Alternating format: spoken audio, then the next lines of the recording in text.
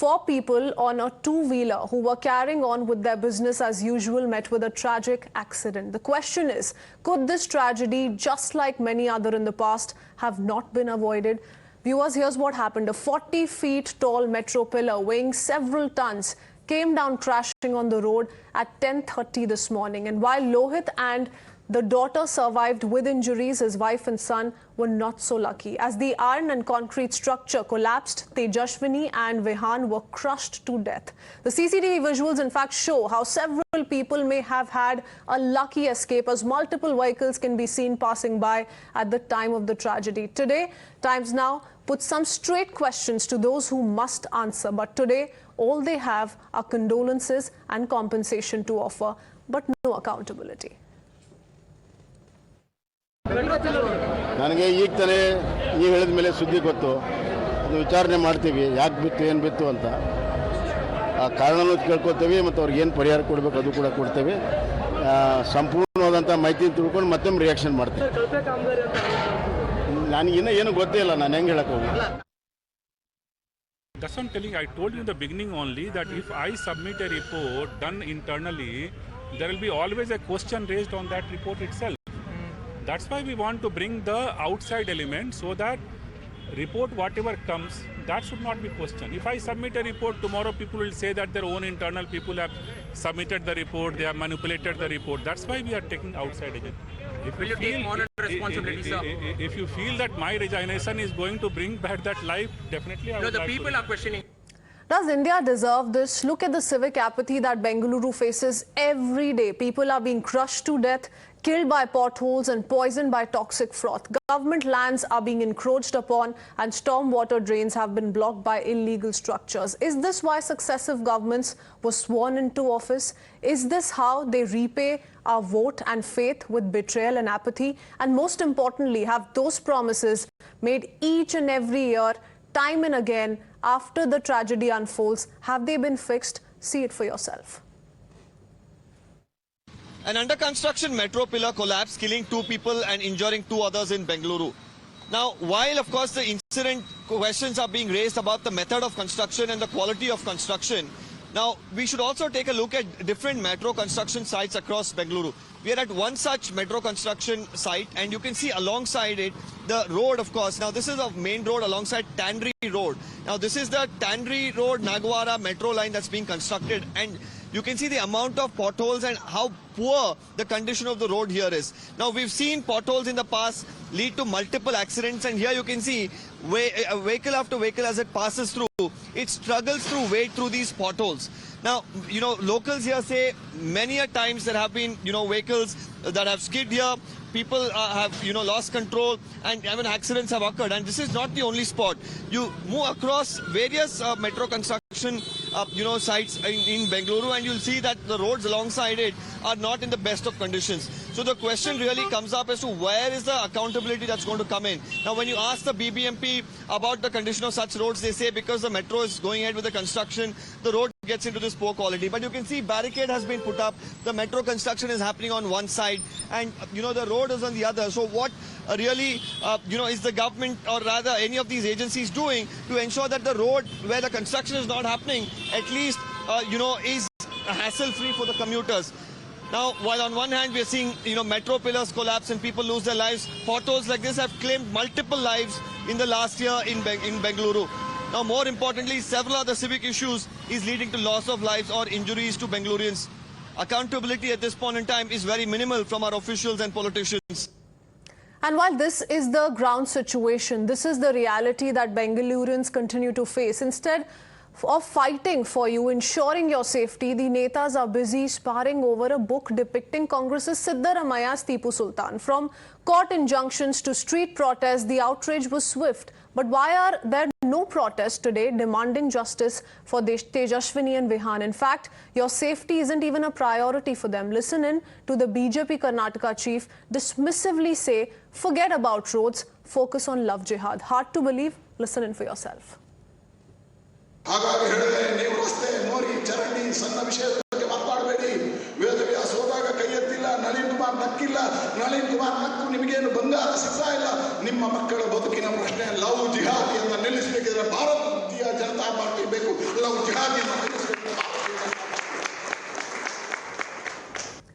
All right, let me first up go across to Mr. Anand Gurumurthy, spokesperson of the BJP, joining us on this broadcast. We heard what Mr. Katil had to say. Does this not speak of misplaced priorities, sir? You know, the last 2 days we've seen both the BJP and the Congress take to the streets, talk about what they individually as a political party feel about the book release on Siddaramaiah. But what about these people who are losing their lives to potholes, to this kind of under construction metro pillars, to toxic froth? The list is endless.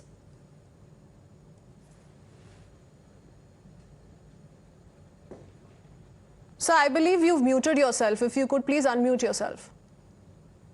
See, it's a very sad incident, and no amount of condolences or compensation can bring back those two lives. As you said, that is right. But, playing Nalin Kumar Katil's out of context, speech that he has done weeks ago, it is quite out of context here. Let's not, add... So whenever the speech was made, regardless, he's talking about roads, he's talking about basic infrastructure in the state of Karnataka. Always speak back. Comparing it to what's happened today, how is it irrelevant? Please let me complete my statement, right? Or you finish, I will wait. No, I'm finished, sir, but I'm just countering what you're saying. It's not quite adding up. Are you done? Can I speak now, please? See, it is a sad incident that has occurred, and we have to be together in this, okay? We cannot just pinpoint some old, from our archives, we pull out videos and push like that. That doesn't, add any value here, okay? Anyway, if you feel it is correct, you keep playing. That is a different thing. But today, whatever has occurred is a very painful incident, okay? A family losing 2 of its members is something very painful. BJP, we express our condolences. Again, as I said, no amount of condolences, no amount of compensation can bring back the happiness that family had. Okay, and the thing that we are looking into is that these incidents do not occur in future. For that, whatever necessary steps have to be taken, it will be done. And some officers have been suspended. Some of the things more things will happen once the investigation is complete. And as the MD of BMRCL said, the investigation will be from a third party so that, justice is done to the family. Isn't this what we've heard, Mr. Anirudhan? Sandeep Anirudhan, founder, Citizens Agenda, also joining us on this broadcast. Mr. Anirudhan, isn't this what we've heard time and again, death after death, to potholes, to, an issue such as perhaps flooding or toxic froth? We've heard, politicians come out and say, look, we will fix this. Look, we will provide adequate compensation. This will not be seen in the future.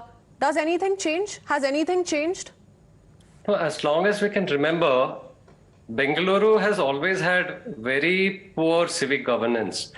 If you ask me, there's a very literal state of lawlessness. Rules are not followed, laws are never applied. If you look at our basically how the city has grown, about 95% of buildings are illegal. If you look at projects, they're all handled by multiple parastatal agencies. It all boils down to basically the lack of a city government. 1992, the 74th Amendment was passed. But till now, we don't have a decentralized, devolved city government. This is at the core of the issue. We haven't even had elections to the city council for the last 3 years. Whichever party comes to power, be it BJP, be it Congress, be it JDU, none of them want to take this step of devolving and decentralizing city government. Why? Because they want to retain control over this money-making machine. So at the core of all this corruption and misgovernance lies this violation of the constitution and lack of intent. If all these political parties, start working in public interest, in the interest of the city, in the interest of governance and planning. We don't even have a planning body. The planning authority, the Metropolitan Planning Committee is dead. It's asleep. So one, we don't have planning. One, we don't have governance. So how can the city manage itself? It's one of the largest metropolises in the world. We need to get our act together. Both planning and governance have been thrown out of the window. Mr. Gurumurthy, how would you explain this? Because talk about the current scenario. Though nobody can wash their hands off the current situation in Bengaluru and several parts of Karnataka, we've seen these kind of challenges being faced by citizens in cities like Chennai and Mumbai as well. But being specific to Bengaluru, what explains this, given that both the finance and the development portfolios are with Chief Minister Basavaraj Bommai? Why are we not seeing any change on ground? We just played out those 2 ground reports filed by my colleagues from today itself in nearby areas to where this has happened, and you see pothole-riddled roads across. No, see, in a phased manner, they are fixing it. Okay, beyond human effort, there are so many potholes across the city, and due to the incessant rains that we saw, it is their job was also tough. But they are fixing from one side. And but are they doing a shoddy job, sir? Because they do claim to fix those potholes, but soon enough the potholes, can be seen giving a rebirth, and then you have people on 2-wheelers otherwise trying to dodge those potholes end up losing their lives. So is it a shoddy job that's being done on ground? It is not a shoddy job, madam. And if you are going to interrupt, my statement will not come out. Okay. So please wait for me and then, you may start speaking. Okay. Very clearly, I'm telling you, it's not about the shoddy job or anything. It's very clear. See, the number of the immense work that has to be done is being done at the fastest rate that can be done. Okay. And the best part is, we are going towards it in a phased manner, fixing one by one. Okay. But at the same time, construction activity is too high. Okay. Because of which some of the high load vehicles which bring in the materials and other things in the night are also parallelly coming and going, which also leads to, again, the roads getting ripped off. Okay. It is not shoddy work at all. Okay. They, especially from November when they started fixing, despite the rains, despite all the issues, they are working. The BBMP guys are working, and it is being monitored at a very in a very close way. But still, there is a lot of work to do, and government understands this, and it takes responsibility, and it will do the work. Okay. Okay. Are these just empty promises? Before I take it across to Mr. Anirudhan once again, we've opened our call-in lines as well, so our viewers must feel free to dial in and really talk about what they truly feel about the state of affairs in Bengaluru as they stand today. But Mr. Anirudhan, a series of events that have transpired. In 2013, Govinda Raj, 47 years of age, was overseeing the lifting of the frame for construction of the emergency staircase at one of the metro stations, was hit by a 6-ton iron frame lifted by a crane and died on the spot. Cut to April 2021, a 65-year-old once again mistakenly fell into a utility shaft in a metro station, thinking it was the washroom, died on the spot. In December 2020, Santosh, and this is all of us remember, died because he was working as a laborer with the BMRCL and died after a 16 cable pierced his head. None of us have forgotten this. But what explains this? Forget potholes. For a minute, forget potholes, though they cannot be sidelined because Bengaluru, remember, continues to report the maximum number of pothole deaths. What about these under construction deaths? See, primarily it's about management and quality and safety standards. Now, Bengaluru has continuously had the highest accident deaths in the country. This is regardless of which party is in power or whatever.